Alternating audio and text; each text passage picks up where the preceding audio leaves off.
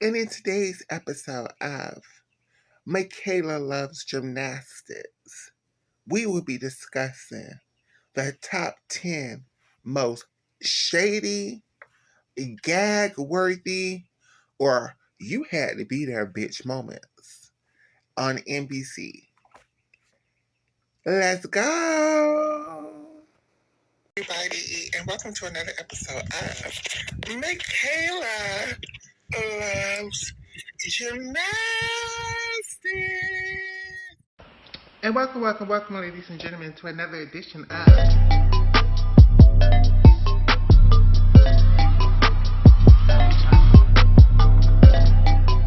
Welcome back to my channel, Michaela Loves Gymnastics.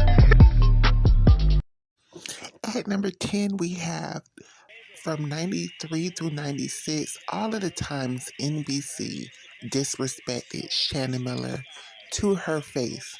They constantly complained about how old she was getting.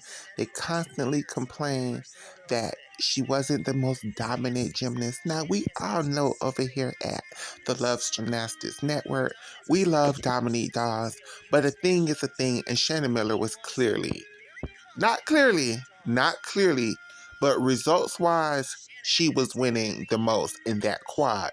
Dominique Dawes had her flares in 94, though, and in 96, when she was giving that lady everything she had. But Shannon Miller was the two-time world champion.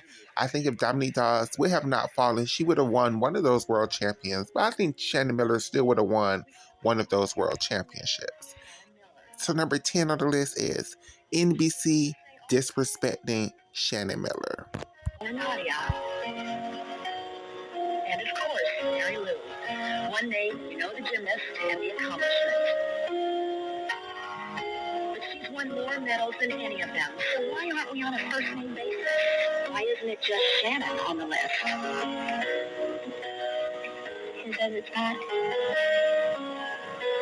I mean, it's not my place to say, who's in that line. It's up to the people that watch gymnastics, and it's who they choose and who they like. At number 9, we have when Tasha Schweiker showed up to the 2000 Olympic Games on the USA Olympic team. 2000 Olympic team, in alphabetical order is Amy Chow, Jamie Dancer, Dominique Dawes, Kristen Maloney, Elise Red, and Morgan White. The alternate is Alyssa Beckerman.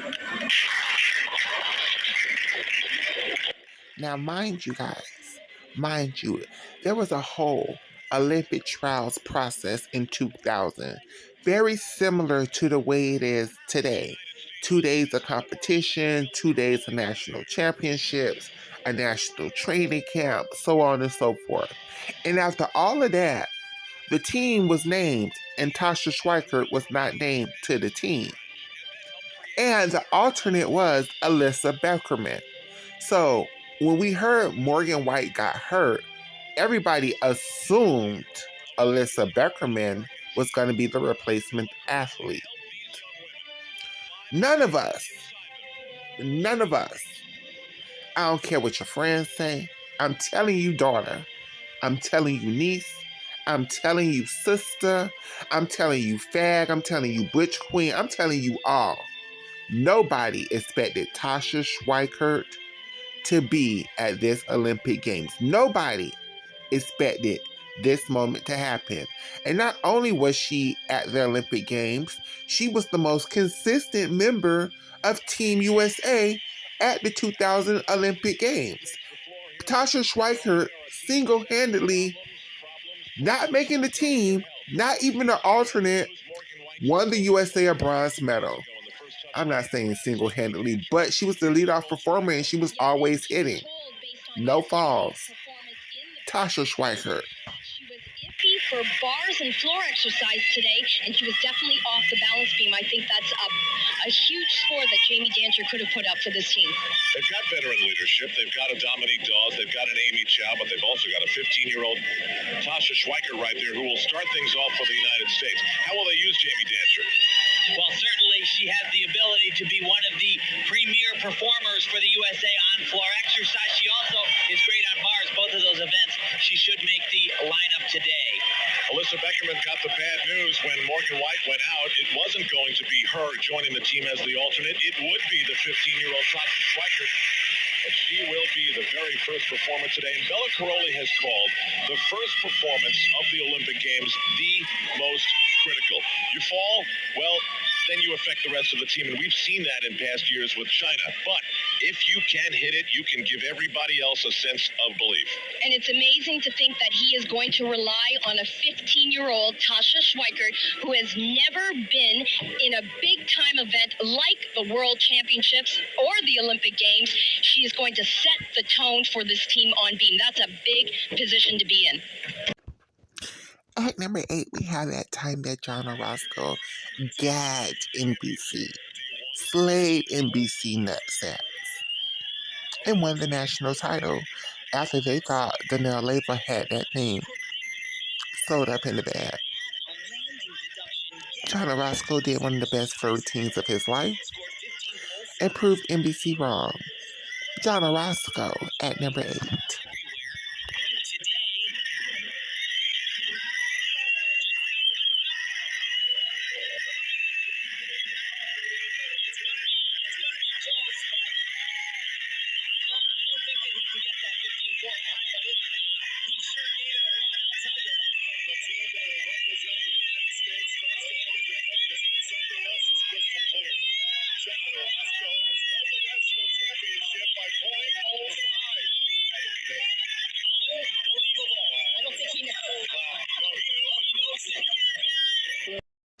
I remember watching this routine live and just being breathless. Like, mother gagged NBC.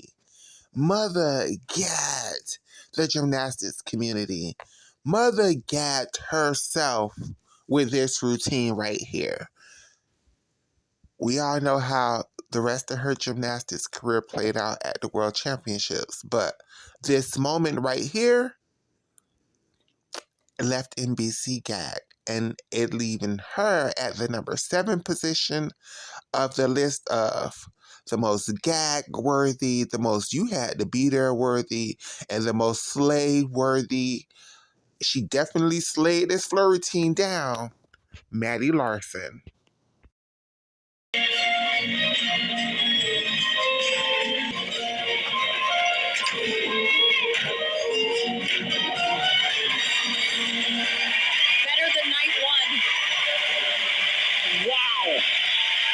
Wow, she is the first gymnast out of the box, and I do not think you'll see a better floor routine all night.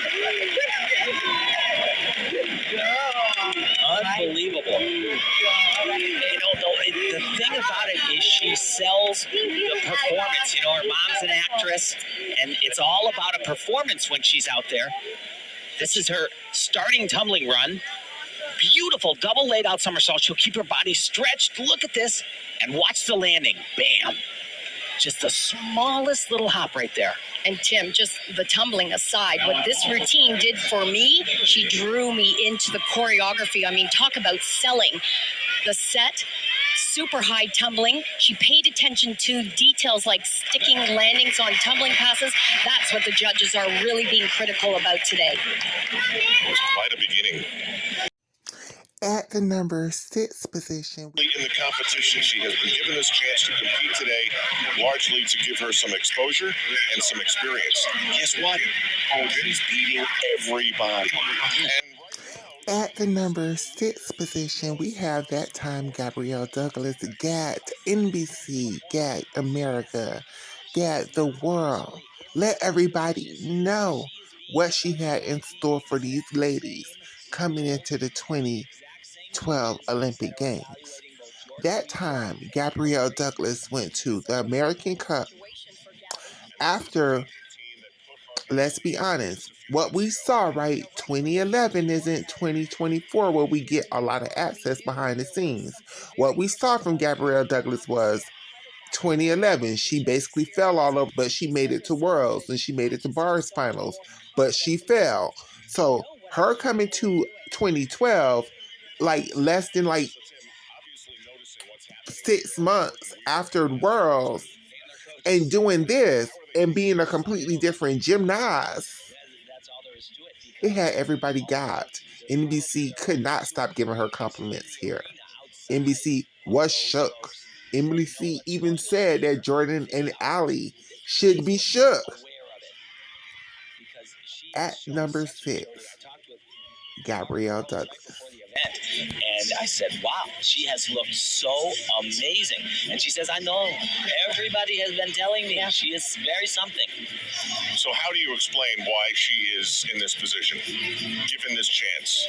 Well, I think it was an opportunity. It's the American Cup, and you can kind of somewhat wiggle with the rules a little bit, and they just wanted the opportunity to give someone like Gabby the chance to come out on this floor, gain some reputation, and so far it is a home run for her. So still to come, we will see Gabby Douglas on floor exercise. Her name is not on the leaderboard. Just imagine she is above Jordan Weaver. Exactly what we were supposed to do, and that was help the USA team. And I don't know how they finished. Do you? At number 5, we have one of the most gag-worthy, one of the most shocking events that ever happened in USA Gymnastics history. Before Simone Biles pulled out of team finals, we had in 1994 when Shannon Miller said, "Bitch, I'm hurt. Y'all keep saying I'm getting older. Well, guess what, bitch? I'm only doing compulsories. However y'all do in the team final part of the competition, team optional part of the competition, that's on y'all. Send me my medal in the mail, bitch, because I'm going home." And Shannon Miller and Steve Nuno literally went to World Championships in 2004. They did compulsories, and they took their asses home. They did not even stay to see the damn results. They did not even stay to gather their medal because she competed in compulsory, so she got a medal. They did not even stay to cheer the girls on. This was such gag worthy, and y'all give Simone Biles so much shit, but history just repeated itself. My number 5 most gag, and NBC I think this was the reason why NBC used to let Shannon Miller hold it at every chance they got. They used to read this girl to her face. That's why that was the number 10 moment on the list.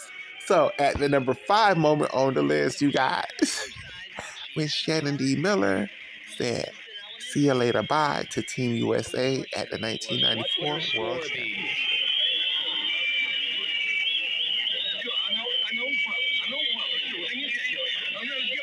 Was met with disdain by the Russian coach who protested preferential treatment for the two-time defending world champion. Basically an impossible score. She's embarrassed by it. Nobody likes to see that. So the hall to a chorus of cheers while Shannon Miller and Steve Nuno quietly left the country. We knew that Steve, or more importantly Shannon, was going to compete the compulsory before us, and weren't sure whether she'd compete in the optionals when we started over. Federation, in fact, we had a meeting yesterday before we decided to go, and it was actually their idea that they were on the understanding that we were going to do compulsories, and it was their idea that they were in agreement for us to leave as well. Just who decided it was time for Shannon and Steve Nuno to leave is certainly up to question. But there's no questioning the immediate impact their unexpected exit had on the team.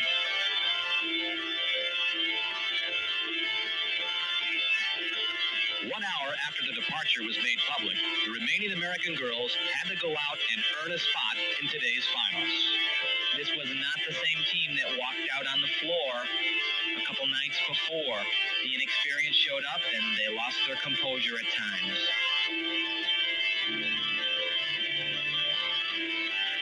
And perhaps most vulnerable to this heightened pressure was the inexperienced Amy Chow.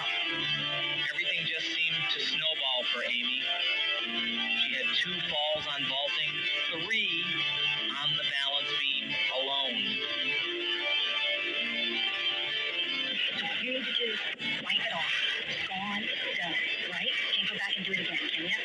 It's over. Forget about it. I was a little disappointed maybe that they left because I think that Steve was an inspiration to the team. I think he's got some leadership that is needed. You know, there's a lot of other talented kids, and, you know, we can't just all revolve around Shannon. So, you know, it's hard that she's not here with us, but I think we can do it without her. I'd like to send a message to the USA girls who stay back behind. Good luck. Bring home a medal to the USA. If you're too young to remember this moment, I'm sorry for your niece. I'm sorry for your daughter. But we just better watch it. The time Chelsea member cleared Tim Daggett and NBC on national television with this fault. Full twist of day one. She's capable of more. Excuse me, Mr. Daggett.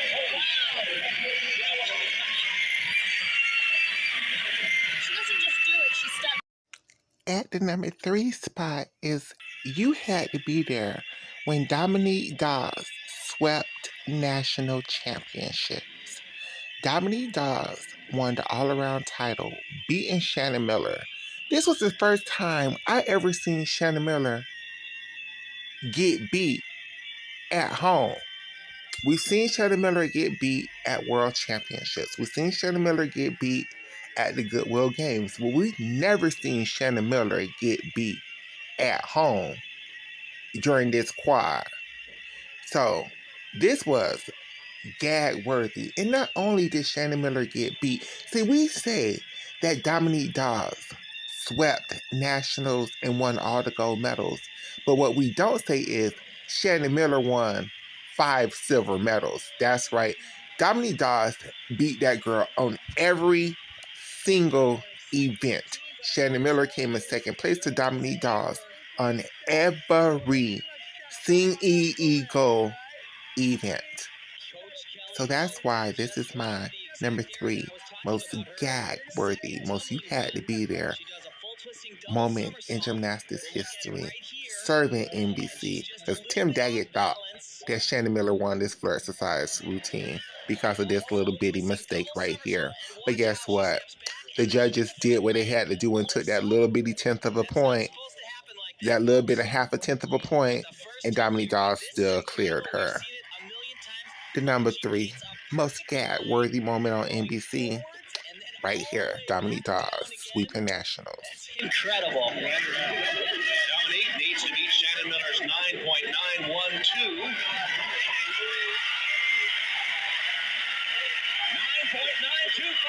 Dominique takes the lead.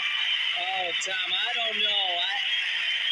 You know, it's exciting. There's no doubt about that. But like I said, she had that deduction. I just don't agree. I'm sorry. I do not agree. At number 2, the most gag-worthy, the most beautiful, the most you had to be there, the most bring me to tears, 11 years later will bring me to straight up tears when Gabrielle Douglas won the 2012 Olympic all-around title. This right here is A, is gymnastics history. B, is black gymnastics history. C, it's just one of the greatest victories in gymnastics history. You have Victoria Komova, arguably should have been the 2011 world champion. You had Jordan Weber, the 2011 world champion. The girl who has been beating her all year until Olympic trials. You had Ali Raceman, who qualified ahead of both of them. You had Aliyah Mustafina, the 2010 world champion. And Gabrielle Douglas came through like a thief in the night and snatched that Olympic title from all them bitches. I know y'all don't like when we say bitches and hoes. I'm not using it as I'm like literally calling them a bitch. I'm just saying that as, hey girl, hey bitch, what's T friend? But my gosh, in my opinion, this is one of the greatest moments of gymnastics history. It is probably my most gag-worthy moment ever. Nah, I'm lying. There's one other piece of gymnastics history that's more gag-worthy, and I think you all know what it is. At number 2, Gabrielle Douglas. Tim, what you said might be lonely at the top. Exactly. You know, what a performance. And her coach, Len Chiao, was in this exact same position 4 years ago. Had to settle for silver with Shawn Johnson. But I don't know. It's looking pretty golden for this girl right here. That's going to be very, very hard to beat. And the best part about that performance was that smile. I haven't seen that in a while from Gabby. She felt it.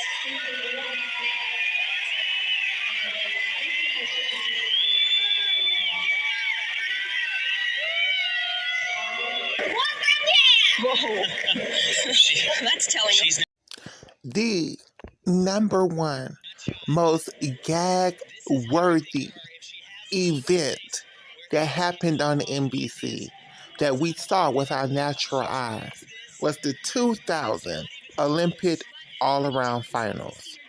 Now, picture this with me, sister. Picture this with me, niece. You have Svetlana Horkina going in as the number one ranked gymnast in the world. She was not the world champion, but the routines that she displayed in qualifications, it was her event to win. She went to floor exercise, got a very good 9.8 plus score, and then she did this vault right here. And Mama was devastated. But she was not the only one who had these type of mistakes. We had Elise Ray, who had a very scary fall. But then Alana Slater of Australia fame came to the judges and said, "Hey, judge, this don't feel right, girl." And it was like, "Girl, what's the tea?" Yeah, the Australian committee was like, Peggy Littleton was like, "Girl, I'm not better break my gymnast, girl. Y'all better measure this shit." And they measured that shit, and it was wrong, girl. And they fixed this shit live on national TV. Now, I know they gave Alana Slater the credit for this, but I believe her Australian teammate, her name is slipping me right now, was the one who actually told her, because she vaulted in the rotation beforehand and noticed something was wrong, and she told Alana, or no, because that girl was very, no, it was Alana. It was Alana. I'm so sorry. It was Alana. It was Alana. And they did let these people revault again after they fixed vault, but in their head was already fucked up. They was already moved on to the next event, so they was making mistakes because they already felt like they fucked up. The number one most gag-worthy moment in gymnastics history to me was the 2000 Olympic Games. And that's when Mary Had a Little Lamb. I'm telling you, Al, if I was a coach out on the floor, I would be demanding that my athlete be given another shot if they had a mistake. This was fun. Thank you all for tuning in to this episode, and I will see you guys in the next one. Bye-bye. And welcome, ladies and gentlemen, to another edition of